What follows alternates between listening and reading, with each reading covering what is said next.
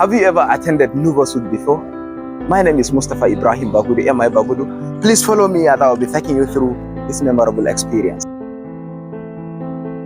You can't believe it. Look at me walking in with full confidence, like I have been to the hall before.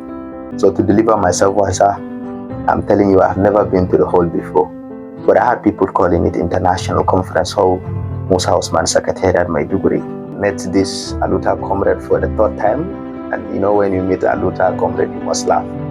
This is the first day of the NUBOSS week, and it's purposely organized for public lecture. Please keep on following me. Subscribe to my YouTube channel Mustima TV for the full video of the event. The political arena as a commissioner. My every boss, champion of erudition and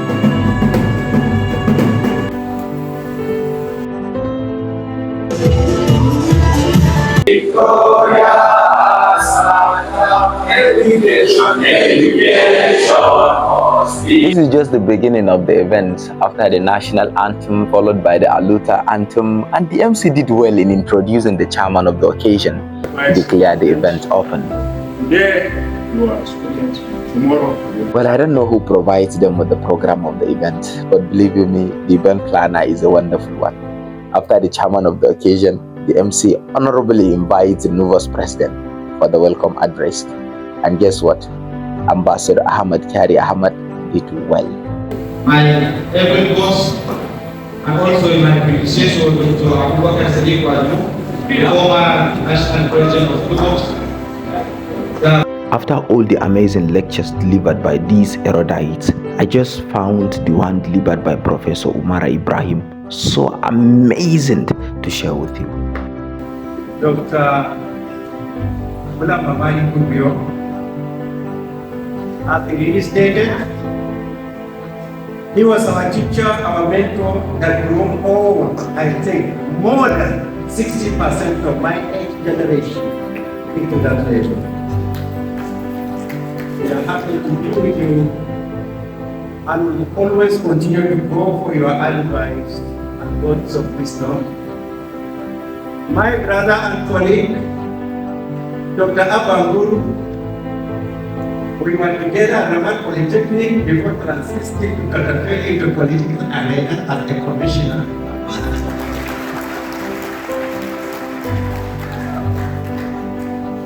And then to go up as part of mobility. Now, my focus as a commissioner, because we are a special advisor to the government, my focus in the kitchen cabinet. The barrister has come on behalf of his political party. Barrister Jos Prima, who is also a young person like you. Our executive secretary, the scholarship board, my co-speaker, Dr. Maina Yomi,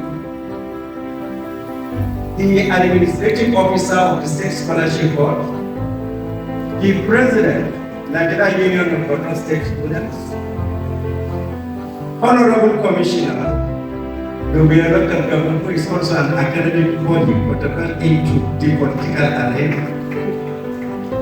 I have seen BAS, our police officers, distinguished guests on the high table, our dear students, ladies and gentlemen, I feel highly honored to be with you today to talk on what you have given me to speak on. Youth and students' participation in governance, as well as the sustainability of these youths and students in politics. That is what you have decided to select as a topic. But generally, is youth participation in governance and politics. That is how it should be going to be.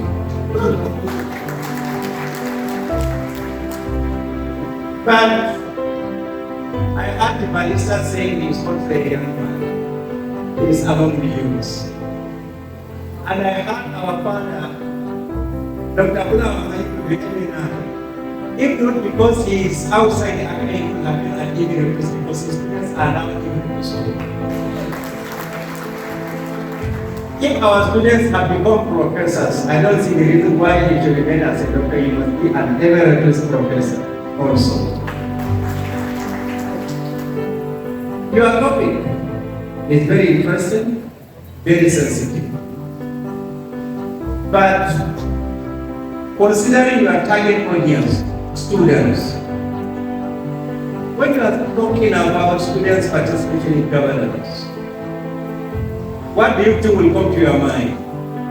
Are you going to secure appointment to be part of those that are governing, or you perform your role as a student in ensuring proper processes of the governance atmosphere? There are two things.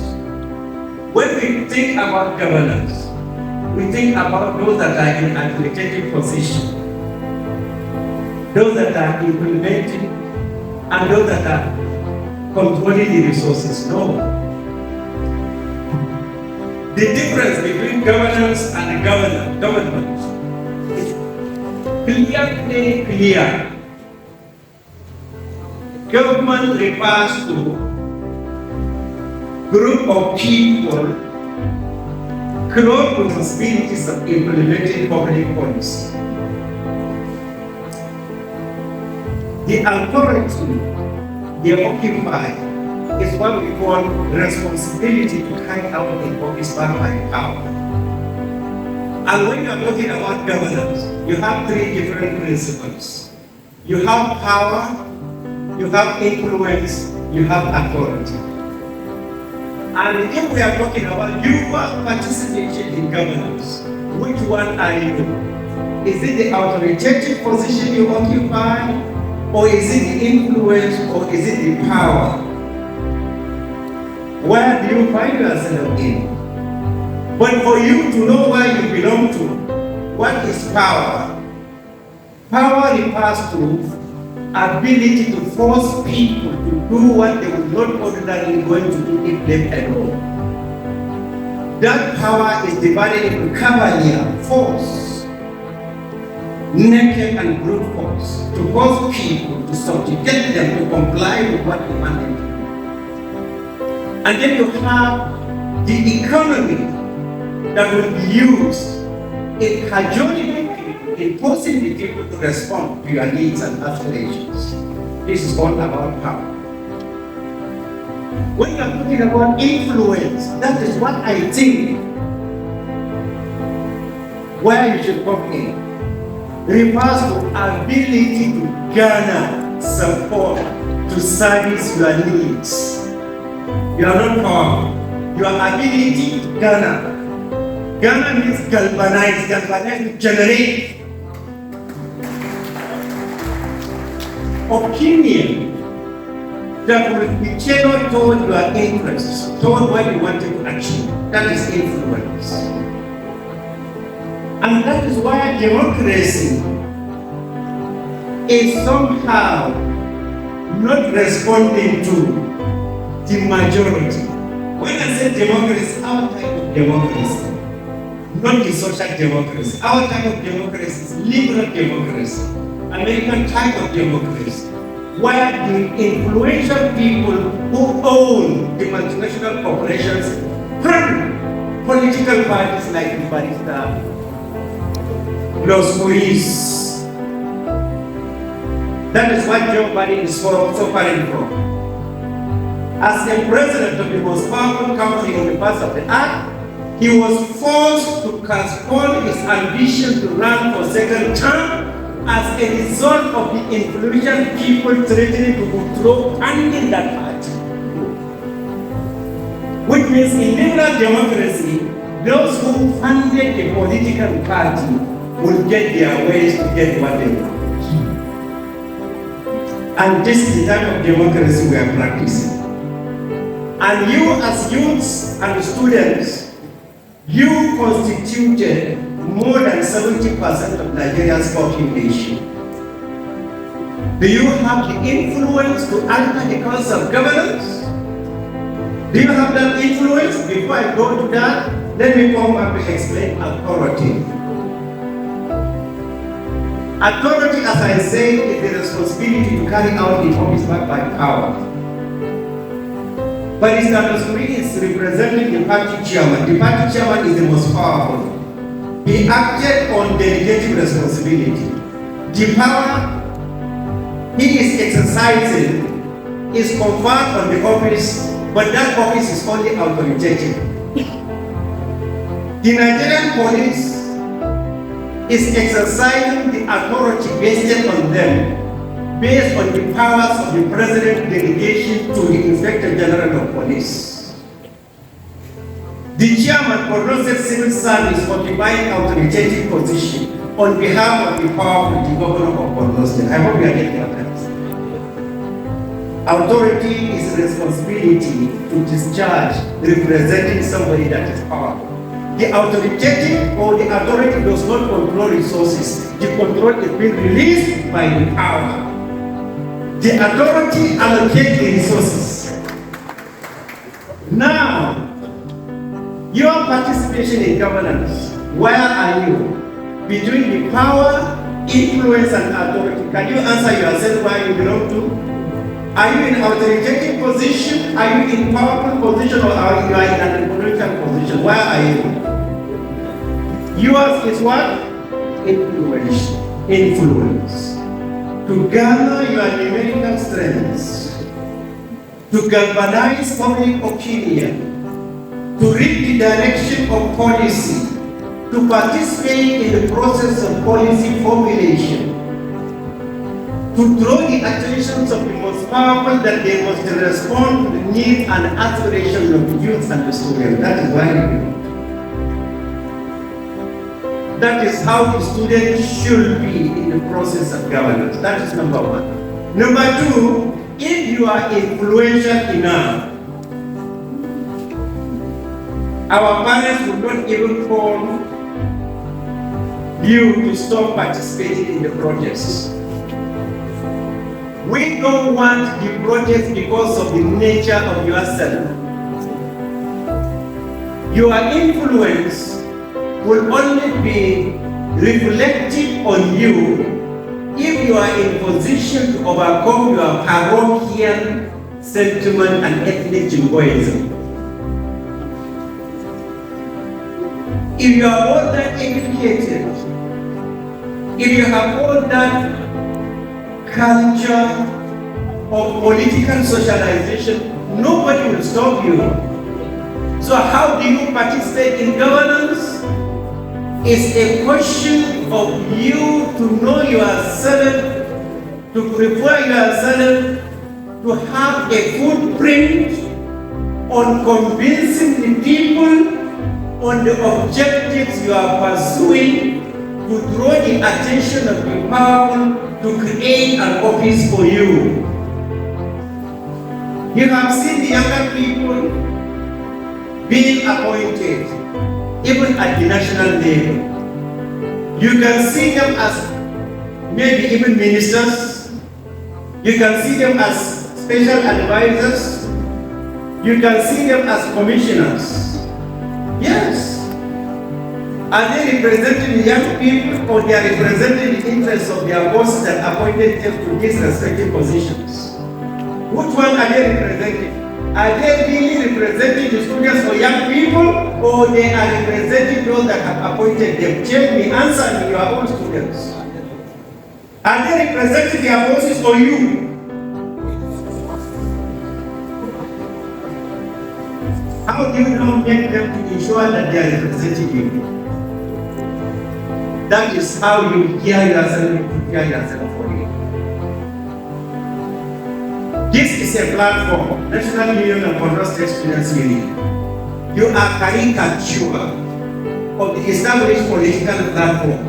I just heard the MC introducing somebody representing Borno Central as a student senator.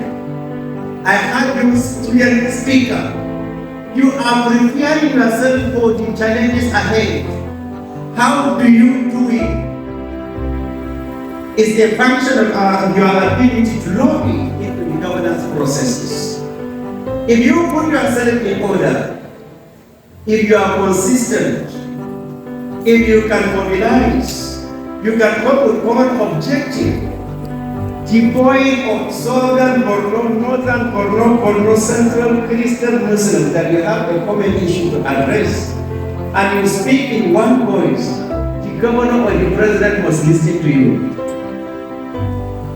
But in a situation where we can easily manipulate you as you don't belong to my camp, divided you fall, united you stand. Again, unfortunately, outside the student realm, the young people who are organizing clubs and associations as youths only align themselves to political party, and they become very active during political rallies and political campaign. Once the electioneering period is over, the clubs and association is also over. They are using you as a stepping stone to get what they want. When they go in, you are pushed away. How do you now participate in governance processes? Governance processes is all about policy influence. How do you influence the policy? We have the Director or Executive Secretary for Borno State Education Trust Fund. What are the policies put in place for the education of students in Borno? Have you participated in the processes? What are the type of courses that you need to undergo? Which course is it going to be relevant in the future? Are we students still going to study the same political science, sociology, history, physics, chemistry, biology? And we continue to be irrelevant? You have degree, but you are not worth that degree. When the international scenario is changing, you students in the process of governance, have you ever liaised with the various educational institutions to review the syllabus and curriculum that will make you up to date and relevant for you to compete with your peers in the global atmosphere when the international community is increasingly becoming global? How many of you are harvesting? How many of you are harvesting? You know harvesting? You are in Maiduguri working for Google and Amazon. Some of you are mining. These are the type of courses we are looking for. The chairman for Borno Civil Services around. Let me tell you, salary is materialistic. Salary is diminishing. Salary is growing. Anybody who thinks or she thinks he or she will finish degree and go and get into civil service or to get a salary is dead. You cannot meet up your needs. In the process of the governance, if you as students will determine your syllabus in the curriculum to make you change course, to structure the nature of courses in our secondary schools and in our tertiary institutions, cyber security, software engineering, robotics, aerodynamics, all these are anchored in mathematics, bionics, biotechnology, engineering. These are your areas. United States of America, the most powerful military in the face of the earth that they claim to be, are no longer as a result of changing science and technology. Today, Yemen, a country without naval power, forces American SS Eisenhower to flee the Red Sea. One naval ship that carries 88 F-35 fighters. In Africa, we don't have F-35 series. Samsung, we don't have them. Eisenhower is taking 88 jet fighters on it. It will dock by your sea, and in a single command capability in your country. That ship was hit by Yemen. Technology.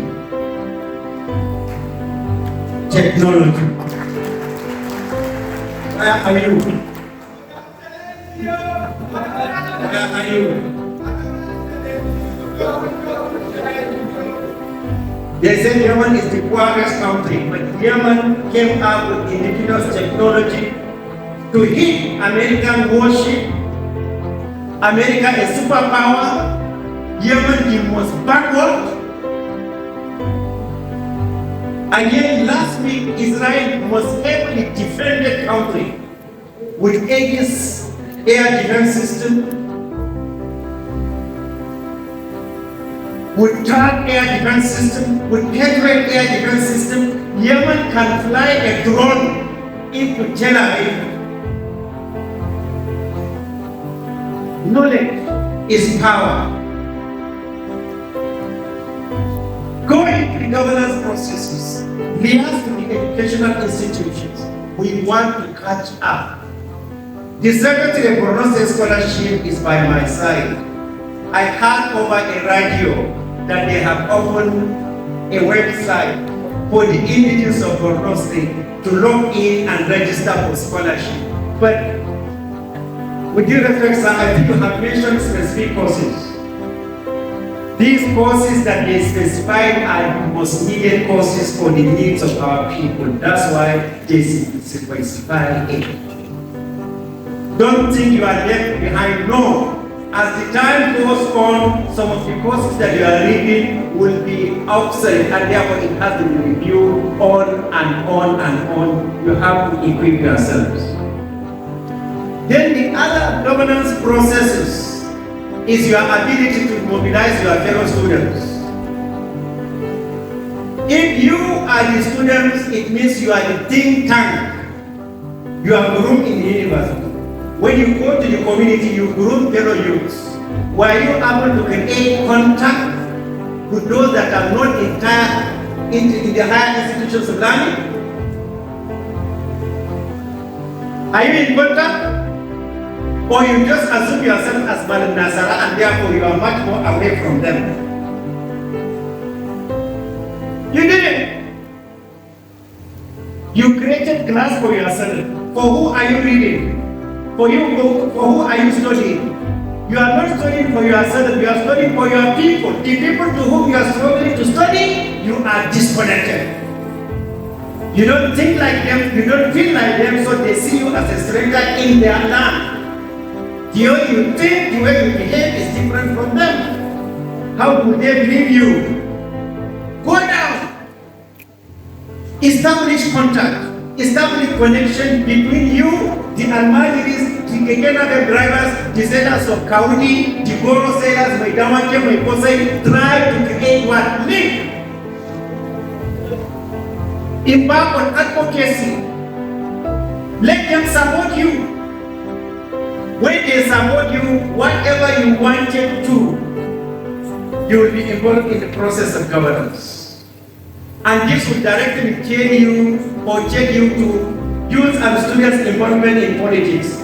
Politicians like Barrister would never like to see somebody who has many people behind him or her. The moment you demonstrated your capability that you have supporters behind you, they draw you near. They bring you closer. Once they bring you closer, it means you are going to be like them. For you to succeed in politics, you have to connect. Don't disconnect. Connect with the people. My daughters, I don't have much time, but you know yourselves. The place that you take your breakfast, you don't even have the time to wash it, you leave it behind your mother and you say, I have lecture. Which lecture? Even at home you fail in politics. Even at home you already fail. As daughters, you're supposed to be much more closer to your mothers. Convince your mothers. How do you convince your mother that what you are reading is useful? Try to assist.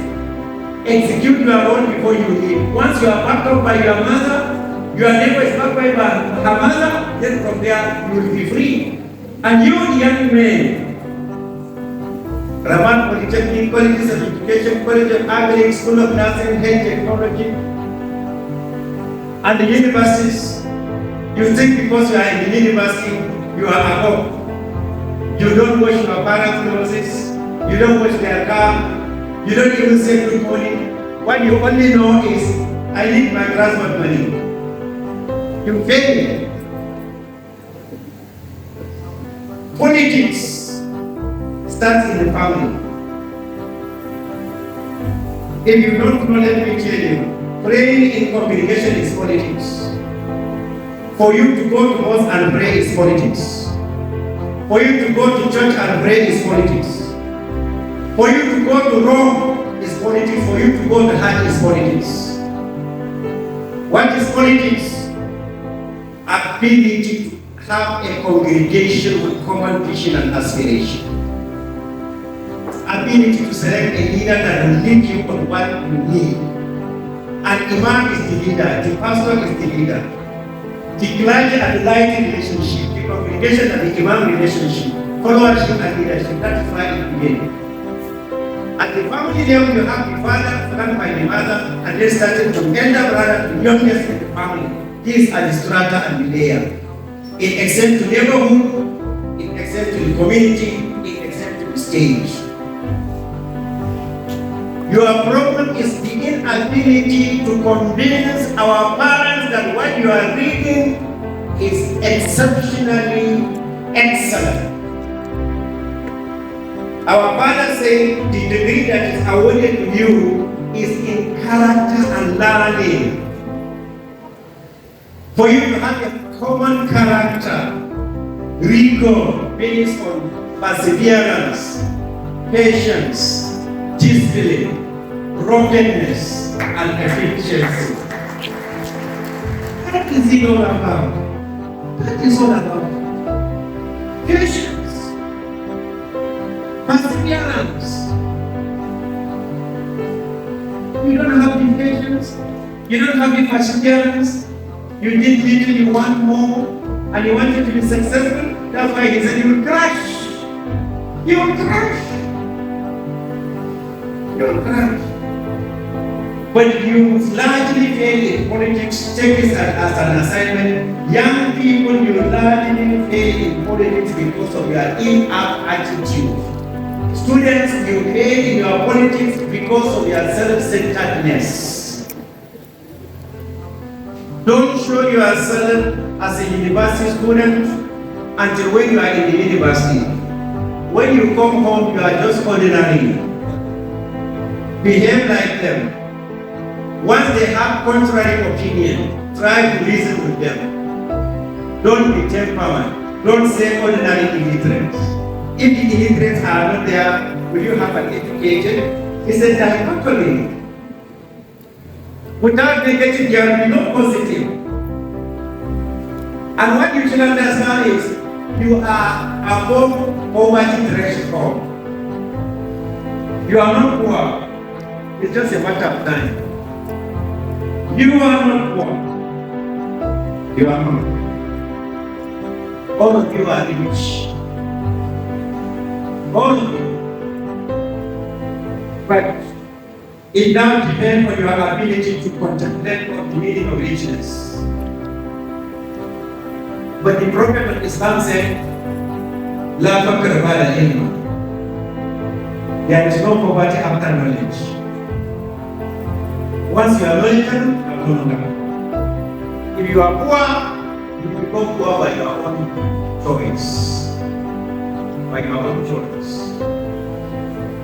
You will be poor with your degree. You are waiting for an ordinary counselor begging him without you using your intellect. You are poor with your degree. You are in front of commissioner's house begging him. You are poor with your degree, chanting Sege to the governor. You created poverty, you have degree. Prophet of Islam said, there is no poverty after knowledge. Go to the University of Beirut. Honorable Mali, the mentor to the chief hosts, will testify that when you go to the University of Beirut, when you go to the commercials, those that are engaged in beauty salon, those that are barbing our hair, are all students like you. Some of them have graduated, but they refuse to go home because they are satisfied with what they already have.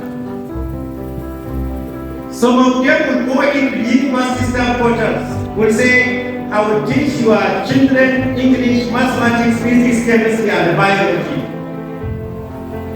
And in return, I'm going to say, if you have 3 kids, 1,000 a month. Your neighbor will have 4 kids, 7, 1,000, 7,000. Another neighbor will bring. Before you know, that student have around 20 students in a single house. And that student, using his knowledge, will say, I will mix a tutorial with my students around 8 a.m. The mother of those that are coming for the tutorial will prepare one. Breakfast. He will go for a free break before he goes into the class. I will mix for another one by 2 o'clock. What again?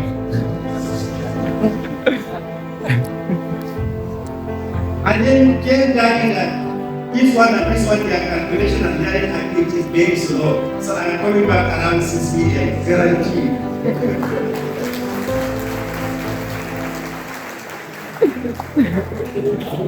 Do you think this type of student have time to go and say same? That is the meaning of love of Karavana in. Some during NYSC they serve their enemy. They empower themselves. You are a human being. You have your initiative. Your government is spending money to train you. Education Trust Fund, Scholarship Board, Ministry of Education, these are human capital development industries. They are long-term. If we were not educated, during our time, this Baba that you are seeing was a commissioner of education. He was also a secretary for Nonsense Scholarship Board. Those that he approved to go to abroad, up to now they are there in the United States of America and the United Kingdom. If you don't know. Him and then Abachangana, we know what they have done to us.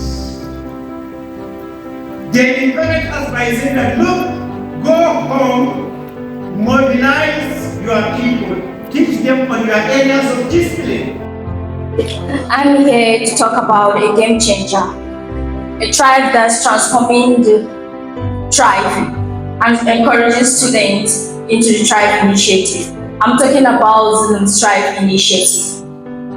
In the land of Borno, where hope thoughts radiate, a luminary leader emerged with a heart replete with benevolence, Baba Gana Zulu, a name that resonates with eclat, a champion of erudition, a narrative of unwilling dedication. With a vision both perspicacious and sagaciously inaugurated the tribe initiative, a beacon of luminosity illuminating the path to revitalize learning and empower minds with intellectual might. A new era unfolded, bathed in the effulgence of knowledge and insight. The ramifications are profound. Students are gaining confidence, developing new skills and discovering their passions.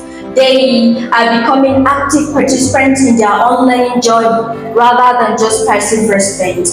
As governor, he had work to be done unwavering assiduity and vigors, reconstructing infrastructure, restoring the luminance of schools and hospitals and roads that connect, with an unyielding commitment to the common rule. Engineer Lawan Abawakiwe, a hero in all you do, a leader, an innovator, dedicated and true. Through oxidative coupled effort, you bring forth new minds. May your efforts continue to flourish and grow. A blessing to Borno and Nigeria we know. True tribe, young minds now flourish and grow with celerity, like tender shoots that bloom and glow with an effulgent intensity. With skills and knowledge, they shall face the test of life with aplomb and rise as leaders, shaping the future with scarcity and wisdom. Zulu's leadership, a guiding light on the path of progress, inspiring the Gen Zs to seize the day with courage and address. Insecurity shadowed dark and green fell on the land like a celestial wind, but the world revived like a phoenix born. Zulus tried, a beacon shone and swung to revive the dream, to reignite the flame, to restore the glory of education's name. Oh, a new world emerged, where dreams come alive and hope does reign. Zulus vision, a promise kept with fidelity and honor, a testament to courage and hope that's thriving. Zulus strive. Zulus strive.